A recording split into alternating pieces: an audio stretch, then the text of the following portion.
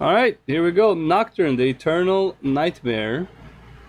I love the irony of Nocturne being trapped in its own private nightmare. Oh, now that sounds interesting. Welcome, ladies and gentlemen, to another Lore of League of Legends. In this video, we're going to be continuing on from the last episode with the second champion that feeds off the terror of others. I'm, of course, talking about Nocturne, the eternal nightmare. Awesome. Enjoy. Thank you. I'll try.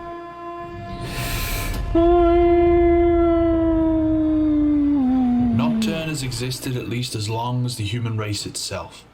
He's never had a physical form, but has spent the years traveling through the dreams of people across the world. He soaked their thoughts, their desires and fantasies, and twisted them within himself. The dreams of a man's loved ones have been twisted into demonic visions of them being torn apart by some wild beast. Thoughts of home turned into the image of a burning city ravaged by barbaric tribes.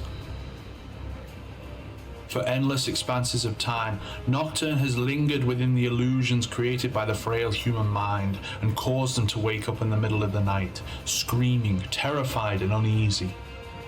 He has fed upon the feelings that are accompanied by their sudden awakening, which has been treated as something natural through the ages, even though the nightmares seem more common amongst the mages of the world.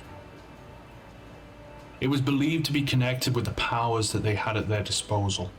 But when the problem of the nightmares was becoming more and more common within the Institute of War, physicians started to investigate it more closely.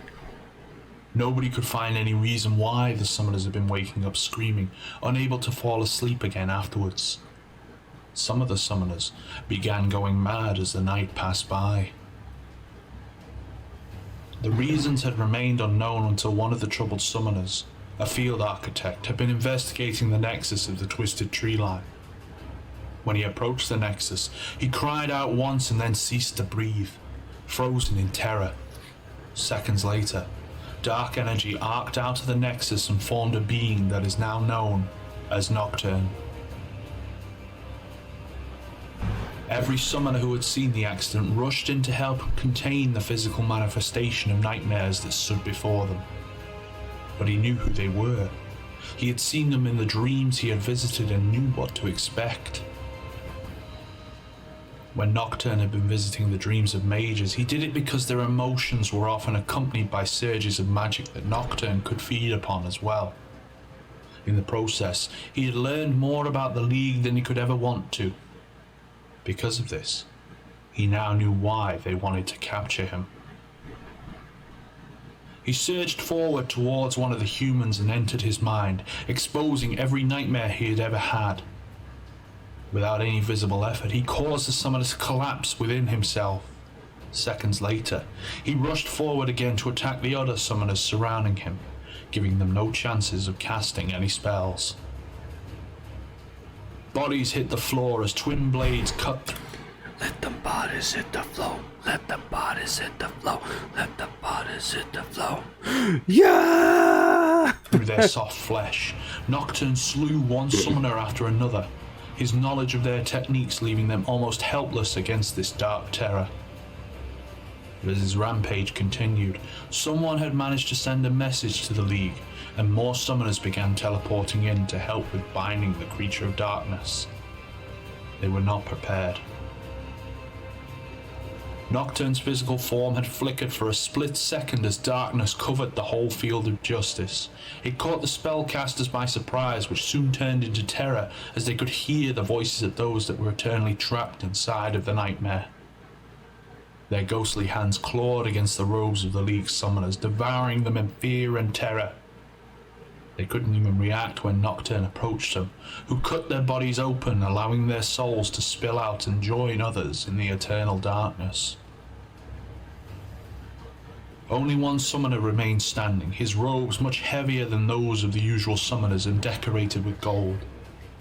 The icy glaze of his eyes were fixed as he stood, just watching as his companions were torn apart by the living nightmare.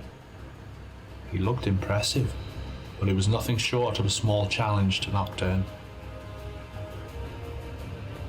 The dark manifestation rushed forward to slay the overconfident mage, but his blades collided with the braces of the man. Nocturne could see a smirk on his face as the physical form was pulled back, bound with numerous chains that kept him tight in an iron grip. He did his best to escape, yet the chains did not give way or mercy to him and forced him to bow before the summoner, despite his own will. Nocturne was now in service to the League of Legends.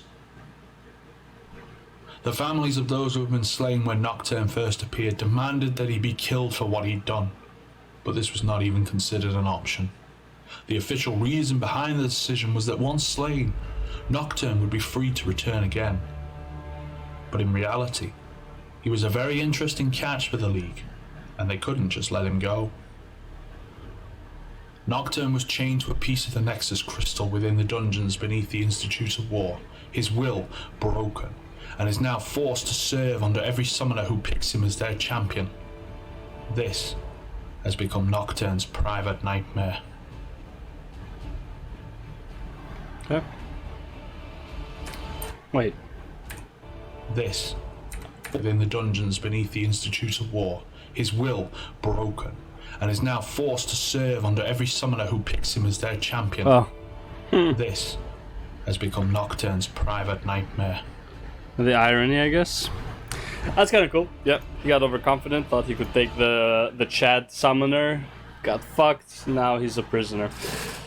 Okay, yeah, as I said, the Nocturne story is overall way more entertaining than the other one, than like majority of them. I would give it like maybe an 8 overall. Again, so too brief to actually like, give it like a real score.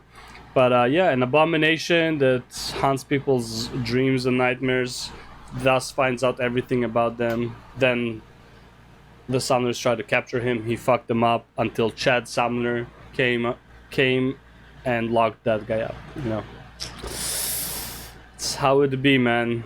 It's how it be. Unlucky, as Trick to G would say it, unlucky, man. Unfucking lucky. Yeah, they just ganked up on you, and you got a quadra kill, but you couldn't get that penta. Sorry, man. Unlucky. Anyways, let's go next.